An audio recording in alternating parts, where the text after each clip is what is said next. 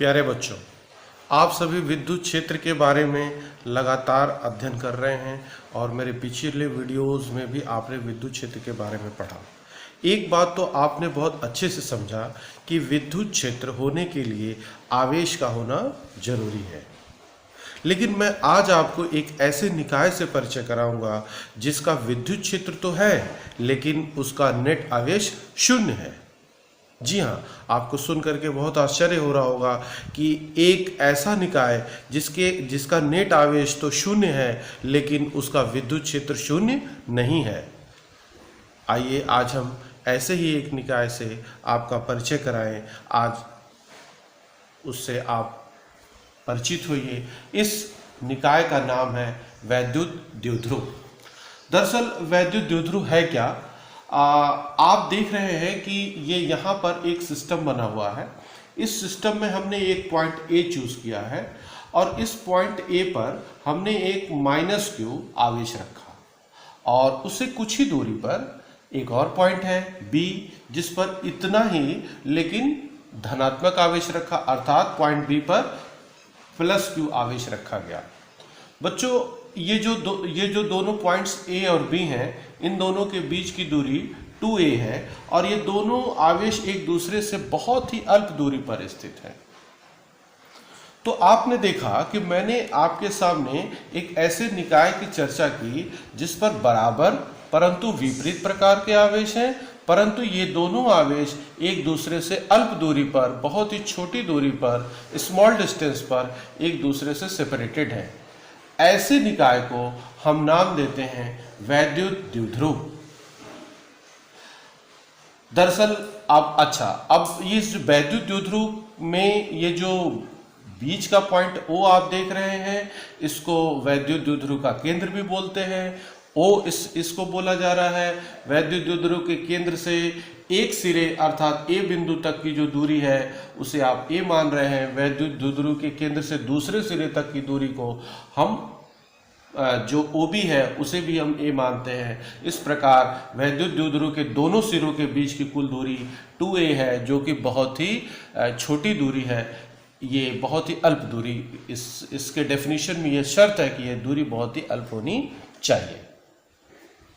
तो इस प्रकार से वैद्युत द्विध्रुव की परिभाषा अब आपके सामने स्पष्ट है बच्चों। वैद्युत द्विध्रुव एक ऐसा निकाय है जिसमें दो बराबर परंतु विपरीत प्रकार के आवेश एक दूसरे से बहुत ही कम दूरी पर स्थित होते हैं। अब प्रश्न ये उठता है कि वैद्युत द्विध्रुव के सामर्थ्य को बताने के लिए हम आपको एक ऐसा भौतिक राशि परिभाषित करने जा रहे हैं जिसका नाम है वैद्युत द्विध्रुव का आघूर्ण।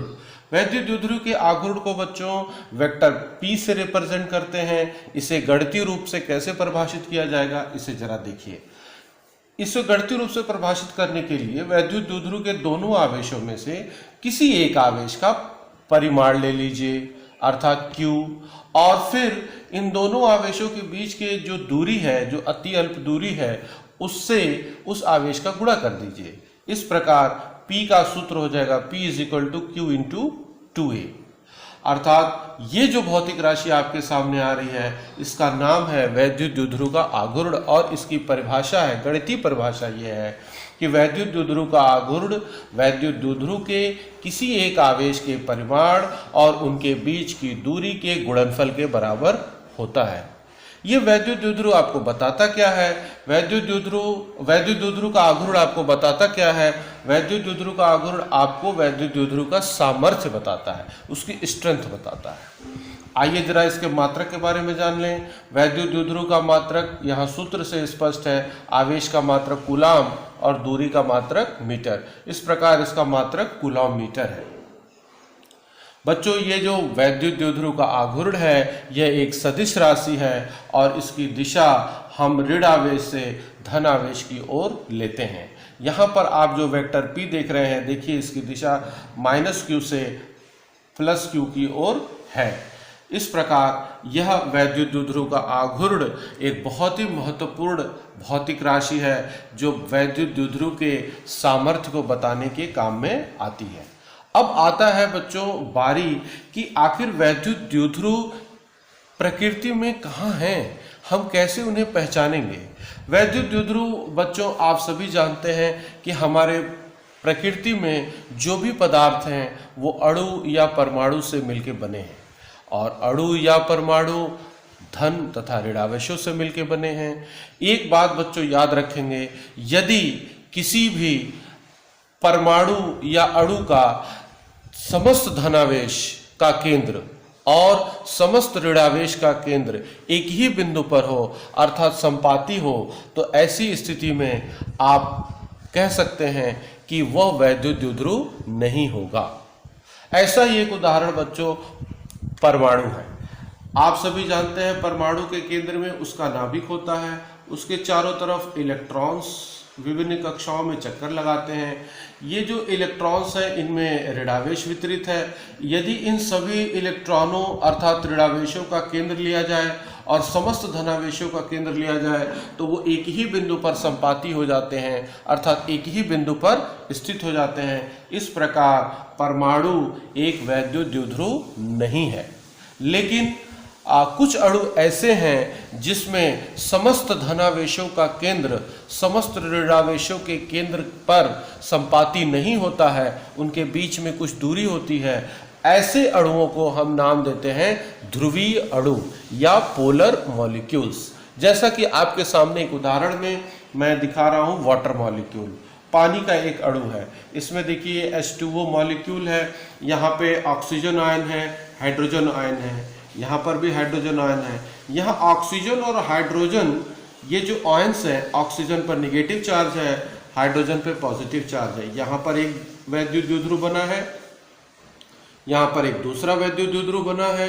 दोनों वैद्युत द्युध्रुव की दिशाएं ऋणावेश से धनावेश की ओर हैं, और इन दोनों वैद्युत द्युध्रुवों का जब आप परिणामी निकालेंगे तो उसकी दिशा नीचे की तरफ होगी। इस प्रकार ये जो जल का अणु है इसमें एक स्थायी रूप से वैद्युत द्युध्रुव का आघूर्ण है, इसलिए इसे हम वैद्युत द्युध्रुव मानेंगे।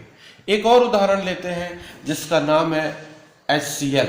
HCl मॉलिक्यूल में आप देखिए जो हाइड्रोजन आयन है उसमें पॉजिटिव चार्ज है, क्लोराइड आयन पे नेगेटिव चार्ज है। इस तरह से पॉजिटिव और नेगेटिव चार्जेस एक दूसरे से कुछ दूरी पर स्थित हैं, और इस प्रकार से यह एक वैद्युत द्युध्रुव है जिसकी दिशा नेगेटिव चार्ज से पॉजिटिव चार्ज की तरफ आपको चित्र में दिखाया जा रहा है। अर्थात HCl का भी एक स्थायी वैद्युत द्युध्रुव आघूर्ण है जिसकी दिशा क्लोराइड आयन से हाइड्रोजन आयन की तरफ है।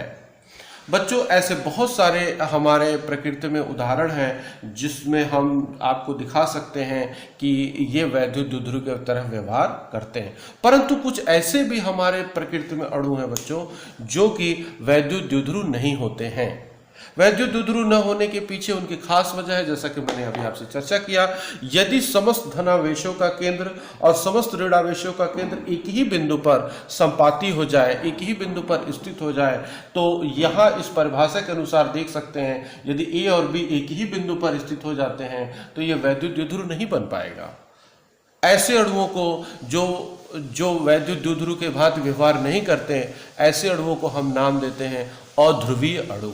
इसके उदाहरण है जैसे hydrogen, nitrogen, carbon dioxide etcetera. अब प्रश्न ये आ रहा है बच्चों कि आखिर हम वैद्युत द्युध्रुव क्यों पढ़ें, क्या आवश्यकता है वैद्युत द्युध्रुव को पढ़ने की? तो ये बात तो बिल्कुल स्पष्ट है कि सभी पदार्थों में सभी पदार्थ अणु परमाणु से मिलकर बने हैं, और उनमें से कुछ पदार्थ ऐसे हैं जो कि ध्रुवीय अणु हैं, और कुछ पदार्थ ऐसे हैं जिनके की अणु अध्रुवीय हैं।